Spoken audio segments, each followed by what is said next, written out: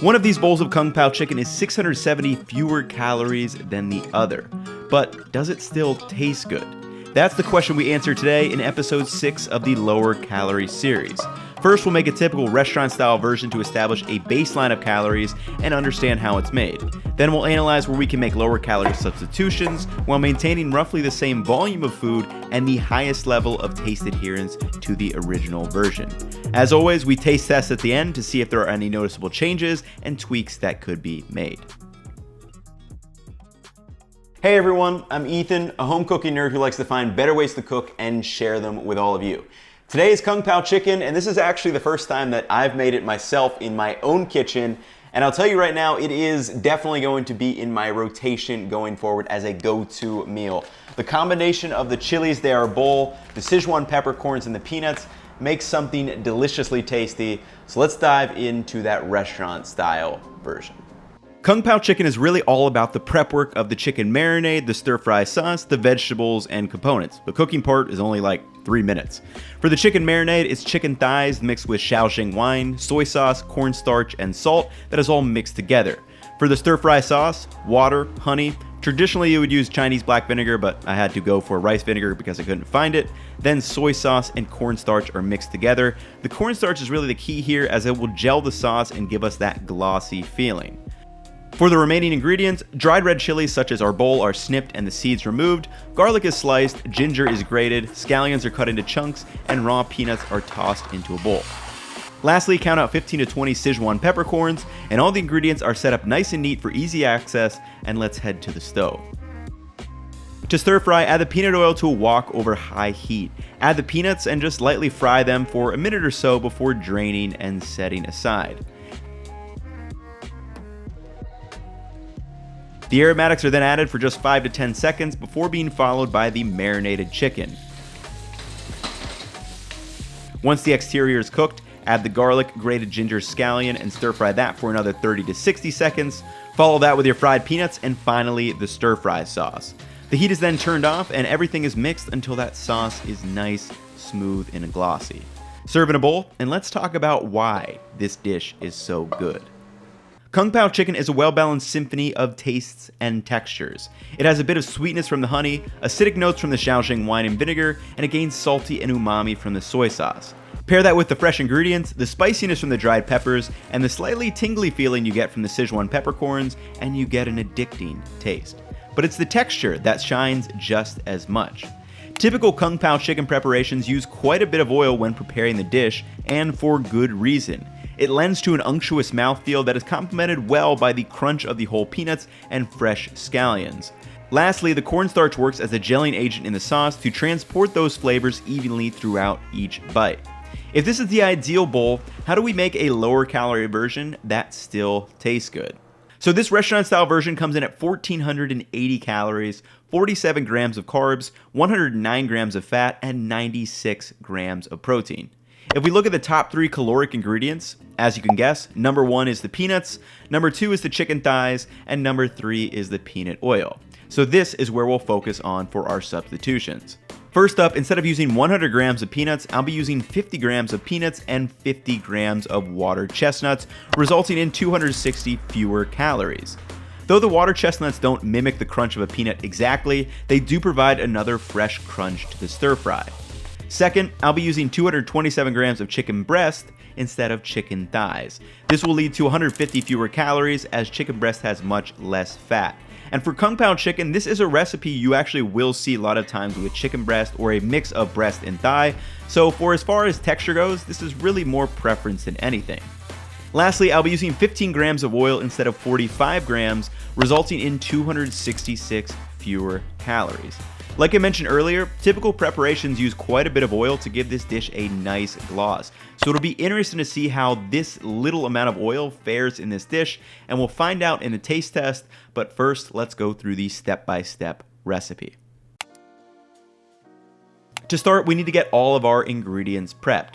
For the chicken marinade, first you want to chop the chicken breasts into roughly 1/2 inch cubes, then add them to a bowl over a scale and add 5 grams of Shaoxing wine, 5 grams of soy sauce, 3 grams of cornstarch, and 2 grams of salt. Mix that all together and then just set it aside. For the stir fry sauce, set a bowl over a scale and add 10 grams of water, 10 grams of honey, 15 grams of Chinese black vinegar, again I had to use rice wine vinegar as a substitute, 10 grams of Zhaoxing wine, 5 grams of soy sauce, and 3 grams of cornstarch. Mix that all up until it's nice and cloudy, and then just set it aside. For the remaining ingredients, snip 10 dried red chilies into pieces with scissors, and the seeds will fall right out. Also, if you do want less spice, I would probably only use 3 to 5 chilies. These chilies, they are bold, do pack a punch.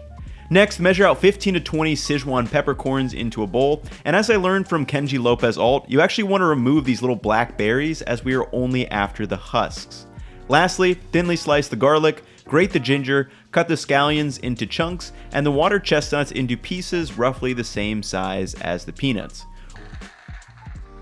Organize everything nice and neat on a baking sheet, and then let's head to the stove. Instead of frying, just toss the peanuts into the hot wok without oil and toast for about 60 seconds. They won't get that nice deep and reddish brown, but it works just fine. Once toasted, set them aside. Add the peanut oil to the hot wok and bring it up to temp.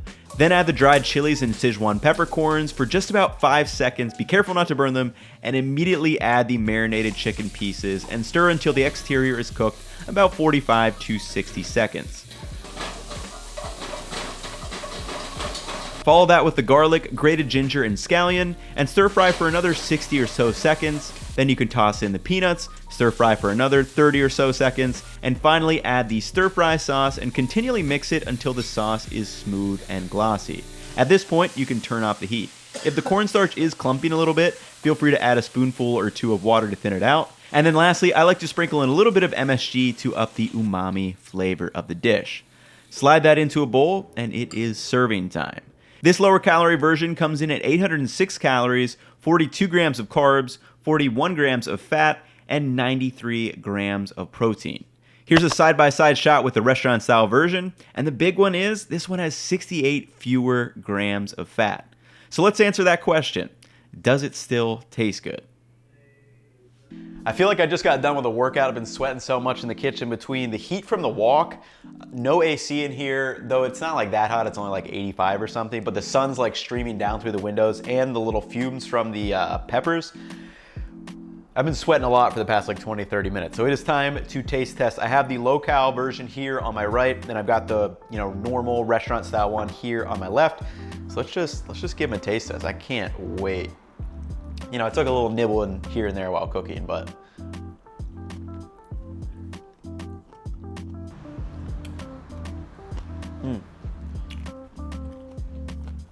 so good.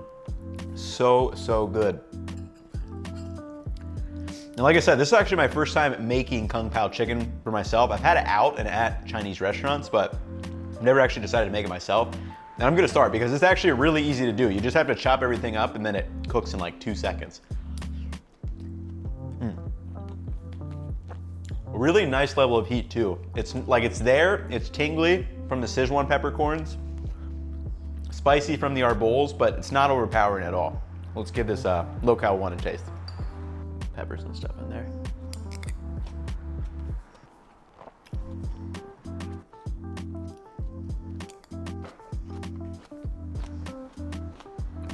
This one's very interesting. Both amazing, like really good. I actually really enjoy the water chestnuts in the low-cal version. Let's kind of walk through those changes that it did.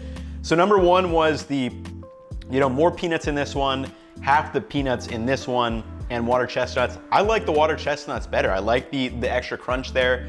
I know some Kung Pao chickens will have like bell peppers or some things in like that, and I think it works really well. The more vegetables, the better for me. And I really find that is a nice balance between the vegetables, the peanuts, and the chicken. As far as the chicken differences, thighs versus breast, I definitely do prefer the thighs. It's a little bit better texture for me, better flavor from, it tastes a little bit more like chicken than breast, but both are very good. Chicken breast works really good for this dish. And then lastly, the least amount of, using way less oil for the lower cal version. It does make a big difference. You can kind of feel it in like the sauciness or the glossiness, that unctuous, oily mouthfeel. Like this is definitely a little bit more pleasing. But it's really not that bad when you consider that we did like 2 less tablespoons, so like 30 milliliters less of the oil itself, which is like 260 some calories. Like that is a huge difference between the two. And overall, I mean, this one is, I think 670 calories less, which is pretty incredible when you consider, I mean, it's the same amount of food, the bowls weigh the same, but basically almost half the calories for this one, and it's a slam dunk. So I think if I was making this again, I would probably just do chicken thighs instead of breast. And now that sweat's kind of coming on from those chili air bowls. But yeah, I think that's the only change that I would make. Like if I wanted to get like a little bit higher calorie, because I think like the chicken thighs only add like 130 or 140 calories. I forget what it is. But both phenomenal dishes. Definitely try this one out. It's very easy. Both recipes and ingredients will be up on my website so you guys can try it out. But hopefully you guys enjoyed the video. Thank you to everyone who has been watching, supporting. Thank you to my Patreon supporters. And yeah, we're gonna keep this train rolling. I'll catch you all again probably on Wednesday or Thursday. Catch you in the next one. Peace.